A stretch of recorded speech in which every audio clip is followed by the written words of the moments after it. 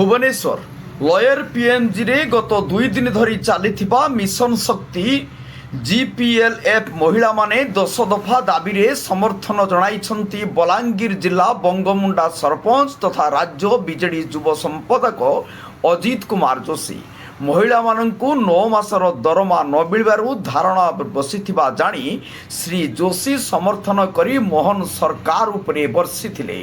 संघ पक्षरु कहा जाइछि जे 9 मास धरी कम्युनिटी सपोर्ट स्टाफ माने पारिश्रमिक पाउनांती, तेणु माने घोर आर्थिक संकट रे गति करुछंती।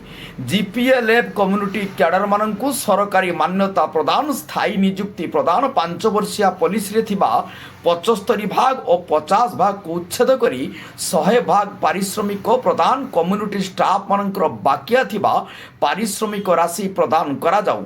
मिशन शक्ति द्वारा प्रदान करा जाइथिबा परिचय पत्र 15 दिन मध्य दिया जिबा सह 6 वर्ष धरी कार्य करिथिबा कम्युनिटी सपोर्ट स्टाफ मानक योग्यता अनुसार पदोन्नति प्रदान करा जाऊ बोली दाबी करिसंती। सेही भली मृत्युकालीन सहायता राशि 5 लाख टंका ईपीएफ एवं ईएसआई प्रदान मिलु बोली संघ दाबी करिछि।